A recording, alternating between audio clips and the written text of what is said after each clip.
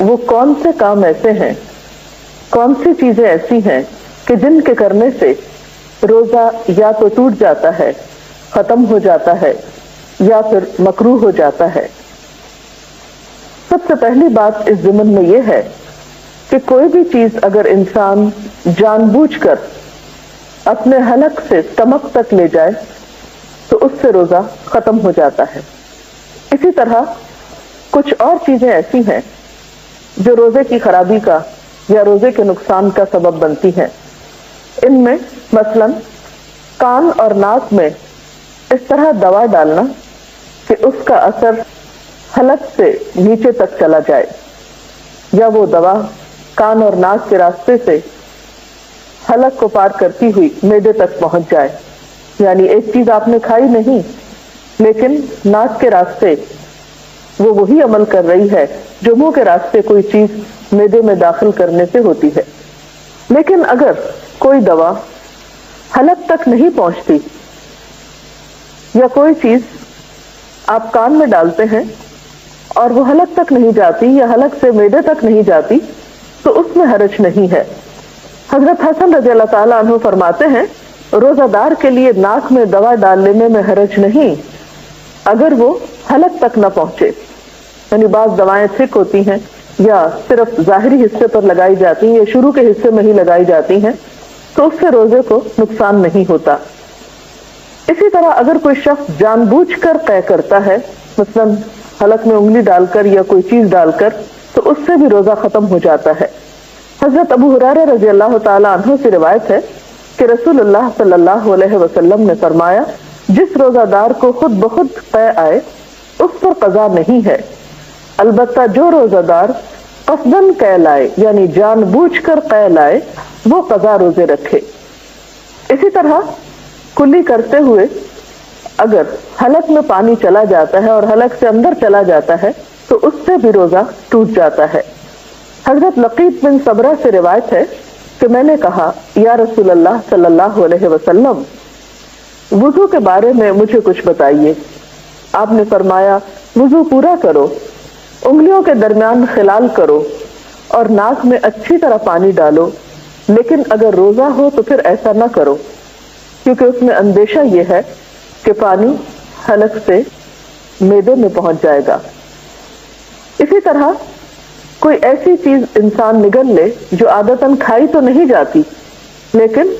نگل کر معدے تک پہنچ جاتی ہے تو اس سے بھی روزہ ٹوٹ جاتا ہے۔ مثلاً کسی قسم کی کوئی لکڑی یا لوہے کا کوئی ٹکڑا یا کوئی کچا دانا وغیرہ، یعنی وہ چیزیں جو عام طور پر کھانے کے لیے استعمال نہیں ہوتی لیکن انسان ان کو حلق تک لے جاتا ہے اور وہاں سے معدے تک وہ پہنچ جاتی ہیں، تو ایسی چیزیں بھی روزے کو فاسد کر دیتی۔ اسی طرح بعض اوقات انسان اگر بھول کر کچھ کھا پی لیتا ہے اور وہ پھر یہ سمجھے کہ اب روزہ تو ختم ہی ہو گیا اور پھر جان بوجھ کے کچھ ساتھ شامل کر لے تو اس سے بھی روزہ ٹوٹ جاتا ہے۔ یعنی صرف بھول کر کھانے سے تو روزہ نہیں ٹوٹتا، لیکن کچھ بھول کر کھایا ہو اور کچھ اور ساتھ شامل کر لیا جائے تو اس سے روزے کا نقصان ہو جاتا ہے۔ پھر اسی طرح دن باقی ہو اور انسان یہ سمجھے کہ شاید سورج غروب ہو چکا ہے اور کچھ کھا لے، یا کوئی اور آواز سن رہا ہو اور اسے شبہ یہ ہو کہ شاید مغرب کی اذان ہو رہی ہے اور اس طرح وہ کچھ کھا لے اور یہ خواہ 5 منٹ پہلے بھی افطار کے ہو تو اس سے بھی روزہ ختم ہو جاتا ہے، اس روزے کی بھی قضا دینا ہوگی۔ پھر اسی طرح ہم دیکھتے ہیں کہ ان تمام چیزوں سے جب روزہ ٹوٹتا ہے تو وہ روزہ جو جان بوجھ کے توڑا جاتا ہے بغیر کسی عذر کے، اس میں صرف قضا ہی نہیں، اس کا کفارہ بھی ہوتا ہے۔ اس کا کفارہ کیا ہے؟ ایک غلام آزاد کرنا، اور اگر غلام نہ ہو تو 60 روزے متواتر رکھنا کہ بیچ میں ناغہ نہ ہو، اور اگر پھر ناغہ کر دیا تو شروع سے پھر 60 روزے رکھنا ہوں گے،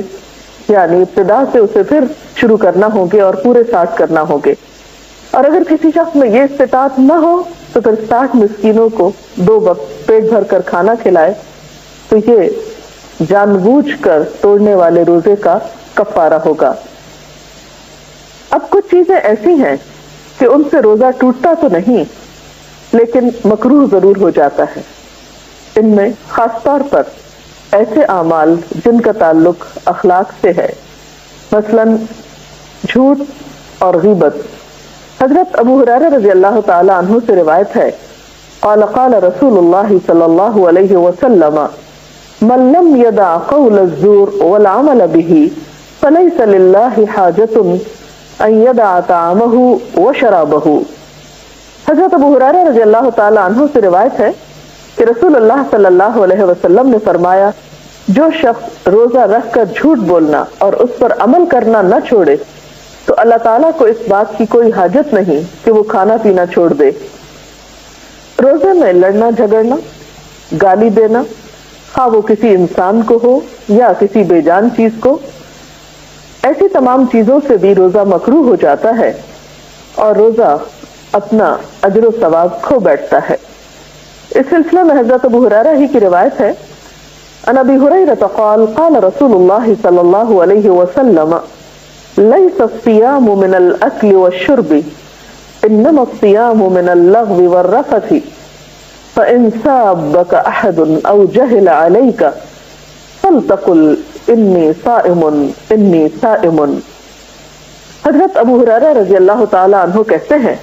کہ رسول اللہ صلی اللہ علیہ وسلم نے فرمایا، روزہ کھانے پینے سے رکنے کا نام نہیں بلکہ بیہودہ اور فحش کاموں سے رکنے کا نام ہے۔ یعنی روزے کی اصل روح صرف کھانے پینے کا پرہیز نہیں بلکہ بیہودہ گفتگو سے پرہیز ہے، غلط کاموں سے بچنا ہے۔ لہذا اگر روزہ دار سے کوئی گالی گلوچ کرے یا جہالت سے پیش آئے، یعنی لڑائی جھگڑا کرے، تو اسے کہہ دینا چاہیے میں روزے سے ہوں، میں روزے سے ہوں۔ اگرچہ اس بات کا اہتمام رمضان میں بطور خاص کرنا چاہیے، لیکن عام دنوں میں بھی اہل ایمان کی صفت قرآن پاک میں جو بتائی گئی ہے وہ کیا ہے کہ وَإِذَا خَاطَبَهُمُ الْجَاهِلُونَ قَالُوا سَلَامًا، کہ جب کچھ لوگ ان سے جہالت برتتے ہیں، جاہل ان سے کلام کرتے ہیں تو وہ کہہ دیتے ہیں سلام ہو تم پر۔ تو اس سے پتہ چلتا ہے کہ روزے میں اصل تربیت جس چیز کی مقصود ہے وہ انسان کا اخلاق اور کردار ہے، اور جہاں تک کھانے پینے کے چھڑانے کا تعلق ہے تو اس سے بھی اصل غرض یہی ہے کہ انسان کو ایک تربیت دی جا سکے۔ اس کے علاوہ کچھ چیزیں ایسی ہیں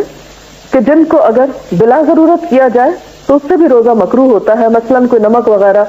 چکھ کر یا کوئی بھی چیز چکھ کر تھوک دینا جبکہ اس کی کوئی خاص ضرورت نہ ہو۔ اس کے ساتھ ہی مناسب معلوم ہوتا ہے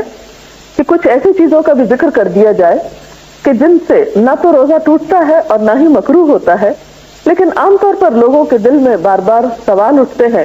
کہ کیا ہمارا یہ عمل درست ہے۔ ان میں سب سے پہلی چیز مسواک ہے۔ مسواک کرنے سے روزہ ٹوٹتا بھی نہیں اور مکروہ بھی نہیں ہوتا۔ ایک حدیث میں آتا ہے، عن عامر بن ربیعہ قال رأيت النبي صلى الله عليه وسلم يستاك وهو صائم ما لا احصي او اعد۔ حضرت عامر بن ربیعہ کہتے ہیں، میں نے نبی صلی اللہ علیہ وسلم کو روزے کی حالت میں اتنی مرتبہ مسواک کرتے دیکھا کہ گن نہیں سکتا۔ اس سے ایک اور خاص بات یہ پتہ چلتی ہے کہ روزے کی حالت میں بطور خاص اپنے منہ کی صفائی کا دھیان رکھنا چاہیے، کیونکہ روزے سے منہ میں ایک خاص بسام پیدا ہوتی ہے جو بعض اوقات دوسروں کے لیے تکلیف کا سبب ہو سکتی ہے۔ اسی لیے ہم دیکھتے ہیں کہ نبی صلی اللہ علیہ وسلم عام دنوں میں بھی مسواک کا بہت اہتمام کرتے، لیکن روزے میں بطور خاص۔ اسی طرح آنکھوں میں سرما ڈالنے سے یا سر میں تیل لگانے سے بھی روزے پہ کچھ اثر نہیں پڑتا۔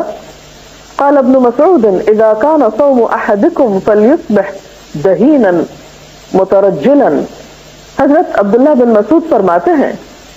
کہ جب تم میں سے کوئی روزہ دار ہو تو اسے تیل کندھی کر لینا چاہیے، یعنی اپنی حالت سنوار کر رکھنا چاہیے۔ اسی طرح خوشبو سونگھنے سے،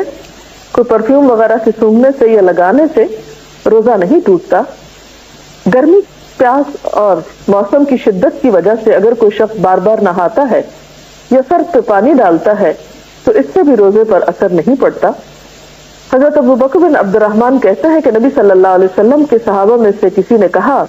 کہ میں نے آپ صلی اللہ علیہ وسلم کو دیکھا کہ آپ روزے میں گرمی یا پیاس کی وجہ سے سر پہ پانی بہا رہے تھے، اور آپ جانتے ہیں کہ عرب کی گرمی جو ہے وہ ہمارے ہاں کی گرمی سے بہت شدید ہوتی ہے، اور گرمیوں کے روزے کافی سخت ہوتے ہیں. تو ایسی صورت میں اگر انسان اپنے روزے کی شدت میں کمی کے لیے کچھ پانی کا استعمال کرتا ہے جو حلق کے اندر نہیں جاتا، نہیں اترتا، تو حرج نہیں. اسی طرح اگر انجیکشن لگوانا پڑے جس میں دوا ہو اور وہ دوا اسٹمک تک نہ جائے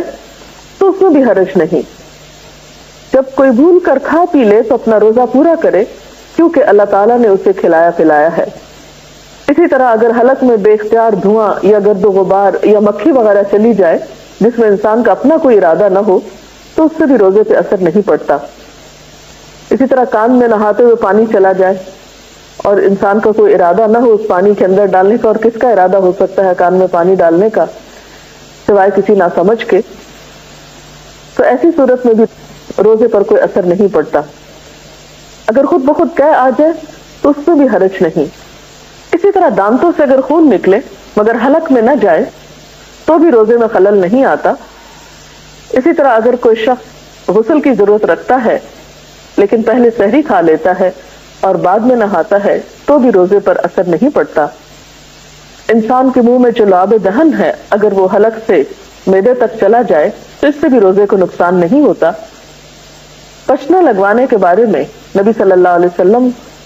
کا طرز عمل کچھ یوں پتہ چلتا ہے. بخاری کی روایت ہے، حضرت ابن عباس کہتے ہیں کہ آپ صلی اللہ علیہ وسلم نے روزے کی حالت میں پشنے لگوائے. اور پشنے کیا ہوتے ہیں کہ علاج کے طور پر سوئی سے یا بلیڈ سے یا اس طرح سے جسم کے حصے کا کچھ خون نکالا جاتا ہے جو کہتے ہیں کہ گندا خون ہوتا ہے اور اس کے نکالنے سے صحت ہوتی ہے. تو ایسے عمل سے بھی روزہ نہیں ٹوٹتا. اسی طرح اگر کوئی شخص بلڈ ڈونیٹ کرنا چاہتا ہے کسی ایمرجنسی کی صورت میں اور اس کے لیے جسم میں نیڈل ڈالنے کی ضرورت ہے تو اس سے بھی روزے پر اثر نہیں پڑتا.